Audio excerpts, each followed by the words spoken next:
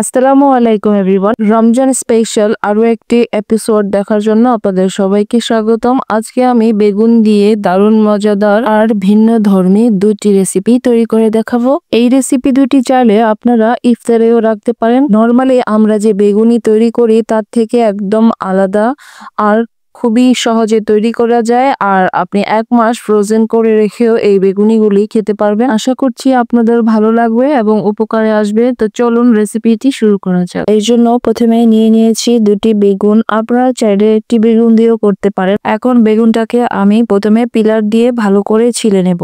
আর যে কোনো বেগুন দিয়ে আপনি এটা করে নিতে পারেন, গোল অথবা চিকন। ছিলে নেওয়া হয়ে গেছে। এখন বেগুনটাকে আমি ফিঙ্গার শেপে কেটে নিব।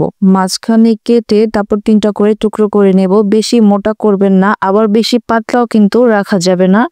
দেখুন এরকম পুরুত্বের বেগুনগুলোকে আমি কেটে নেব। খুব বেশি পাতলা করে কাটলে কিন্তু আবার খেতে মজা হবে না। আর বেগুনগুলো কিন্তু কেটে সাথে সাথে পানিতে ভিজিয়ে দিতে হবে, না হলে কিন্তু কালো হয়ে যেতে পারে। সবগুলো বেগুন কেটে নেওয়া হয়ে গেছে। আমি এভাবে পানিতে ভিজিয়ে রেখেছিলাম। দেখুন কালো পানি বের হয়েছে। এই পানিটা ফেলে দিয়ে আরো একবার পানিতে ধুয়ে তারপর একটি স্ট্রেইনারে আমি তুলে নেব। তারপর বেগুনের পানিটা ঝরিয়ে নেব। এই ফাঁকে আমরা ময়দাটা তৈরি করে নিই। চলুন, এর জন্য নিয়ে নিয়েছি আধা কাপ ময়দা। দিয়ে দেব 1 চা চামচ লবণ, দিয়ে দেব 1 চা চামচ মরিচের গুঁড়ো।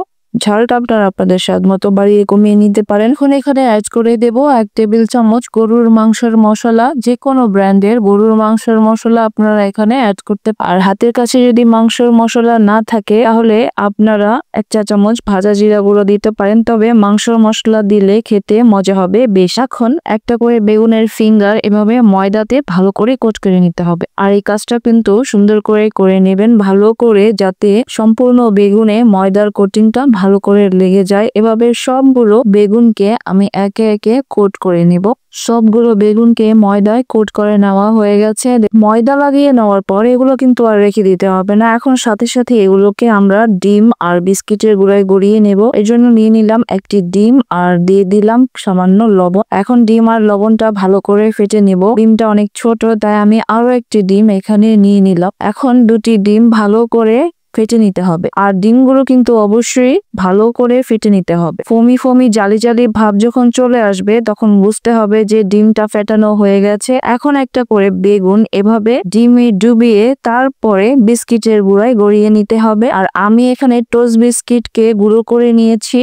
দেখুন এরকম মোটা করে পাটাতে অথবা ব্লেন্ডারে গুঁড়ো করে নিতে পারেন, অথবা পাউরুটির সাইডগুলোকে হালকা প্যানে অল্প আঁচে এলে তারপর মুচমুচে হয়ে গেলে পাটাতে গুঁড়ো করে নিলেই তৈরি হয়ে যাবে ব্রেড ক্রাম্ব। ব্লেন্ডারেও গুঁড়ো করে নিতে পারেন। দেখুন এভাবে একটা বক্সে নিয়ে তারপর হালকাভাবে ঝাঁকুনি দিলে কিন্তু পুরো বেগুনটা কোট হয়ে যাবে আর হাতেও কিন্তু লেগে যাবে না। এভাবে প্রথমে ডিমে ডুবিয়ে নেব, তারপর বেগুনটা বক্সে ঢেলে দিব ব্রেড ক্রাম্বের উপরে। তারপর হালকা ঝাঁকুনি দিয়ে নিলেই দেখুন সুন্দর করে বেগুনটা কোট হয়ে যাবে। এইভাবে এই সবগুলো বেগুনকে আমি একে একে ডিমে আর ব্রেড ক্রাম্বে গড়িয়ে এগ প্ল্যান্ট ফিঙ্গার তৈরি করে নিব।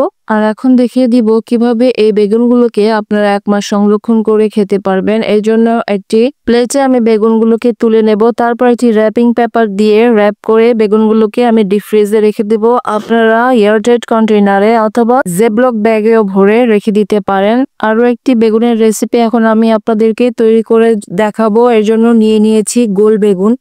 গোল বেগুনকে ওইভাবে ভালো করে ছিলে নেব। ভালো করে ছিলে নেওয়ার পর বেগুনগুলোকে আমি এভাবে স্লাইস করে কেটে নেব। খুব বেশি মোটা বা খুব বেশি পাতলা করে কিন্তু কাটা যাবে না। এরকম মাঝারি করে বেগুনগুলোকে কেটে নিতে হবে। বেশি মোটা হয়ে গেলে কিন্তু খেতে ভালো লাগবে না। দেখুন এভাবে আমি গোল গোল করে রাউন্ড শেপে প্রথমে বেগুনগুলোকে কেটে নেব। তারপর এরকম একটি কুকি কাটার দিয়ে এভাবে মাঝখান থেকে কেটে নিলে একটি ডোনাট শেপের কাট হয়ে যাবে। দেখুন এভাবে ডোনাট শেপে আমি বেগুনগুলোকে কেটে নেব, তাহলে বেগুনগুলো মাঝখানে ভালো করে ভাজা হয়ে যাবে, কুক হতে পারবে। আর আপনারা বেগুনগুলোকে গোল গোল করেও রাখতে পারেন। সবগুলো বেগুন কাটা হয়ে গেছে। মাঝের অংশগুলোও কিন্তু ফেলে দেব না, ওগুলো আমি ভেজে নেব।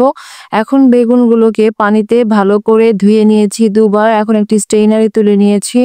এখন চাইলে আপনারা যদি ঝাল বেশি পছন্দ করেন তাহলে লবণ, মরিচ আর সামান্য পরিমাণ হলুদ দিয়ে বেগুনগুলোকে 10 মিনিটের জন্য রেখে দিতে পারেন।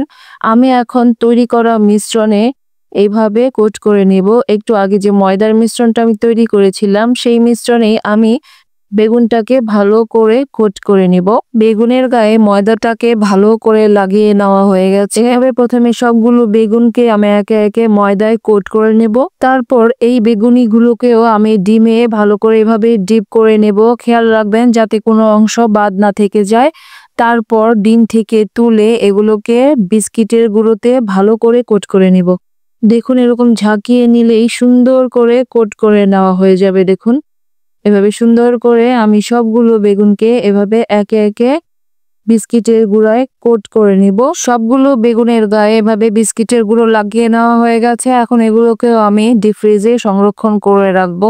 ডিপ ফ্রিজ থেকে বেগুনিগুলোকে বের করে নিয়েছি। র্যাপিং পেপার দিয়ে র্যাপ করে আমি বেগুনগুলোকে রেখে দিয়েছিলাম। এখন 5 মিনিটের মতো বেগুনগুলোকে বাহিরে নর্মাল টেম্পারেচারে রেখে তারপর এগুলোকে তেলে ভেজে নিব। আর দেখুন বেগুনিগুলো কিন্তু একটার সাথে একটা একদমই লেগে নেই। আর ডোনাট শেপের যে বেগুনিগুলো আমি কোট করেছিলাম সেগুলো ওইভাবে একটি বক্সে রেখে দিয়েছিলাম। ওই বেগুনিগুলো দেখুন এখন এগুলোকেও আমি ভেজে নেব। একটা প্যানে পর্যাপ্ত তেল গরম করে নিয়েছি। বেশি তেল কিন্তু দেওয়ার প্রয়োজন নেই। এখন একে একে প্রথমে ডোনাট শেপের বেগুনিগুলোকে আমি এখানে ছেড়ে দিব। তারপর এক পাশ যখন ভাজা হয়ে যাবে তখন আমি বেগুনিকে উল্টে দিব। এর আগে কিন্তু উল্টাবো না।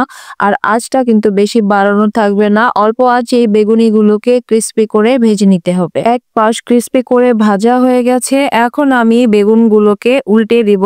দেখুন এক পাশ সুন্দর কালার চলে আসছে। এখন আমি এই বেগুনিগুলোকে উল্টে দিয়ে এরকম উল্টে পাল্টে 5-6 মিনিটের মধ্যেই বেগুনগুলো ভাজা হয়ে যাবে। যখন সুন্দর একটি কালার চলে আসবে তখন আমি বেগুনিগুলোকে তুলে নেব। একদম ক্রিস্পি আর সুন্দর একটি কালার চলে আসছে। এখন আমি একে একে এই তুলে নেব। আর এখন আমি লম্বা বেগুনগুলোকেও সেম পদ্ধতিতে ভালো করে ক্রিস্পি করে ভেজে নিব। আর এই বেগুনগুলো যেহেতু একটু পাতলা তাই এই বেগুনিগুলো আরো তাড়াতাড়ি হয়ে যাবে। এখন বেগুনগুলো যখন ক্রিস্পি হয়ে যাবে তারপর উল্টে দিয়ে তারপর ক্রিস্পি করে ভেজে নিয়ে তুলে নিব। এরকম কালার করে তুলে নিতে হবে, কারণ ব্রেড ক্রামের বেগুনিগুলো কিন্তু পরে আরো কিছুটা ডার্ক হয়ে যাবে। দেখুন কত ক্রিস্পি বেগুনি তৈরি হয়ে গেছে। এখন একটি বেগুনি আমি খেয়ে আপনাদেরকে দেখিয়ে দিলাম। পারফেক্ট বেগুনি তৈরি হয়ে গেছে। এখন ডোনাট শেপের বেগুনিটিও আমি আপনাদেরকে দেখিয়ে দিব। কতটা ক্রিস্পি হয়েছে তা আপনারা শব্দ শুনে বুঝতে পারবেন। আর ভেতর থেকেও পারফেক্ট ভাবে কুক হয়ে গেছে। একটা ভেঙে আমি দেখিয়ে দেব। এই বেগুনিগুলো কিন্তু সারাদিন ক্রিস্পি থাকে। আশা করি আমার আজকের রেসিপিটিও আপনাদের কাছে ভালো লেগেছে। আজকের মতো এখানেই শেষ করব। সবাই ভালো থাকবেন। আল্লাহ হাফেজ।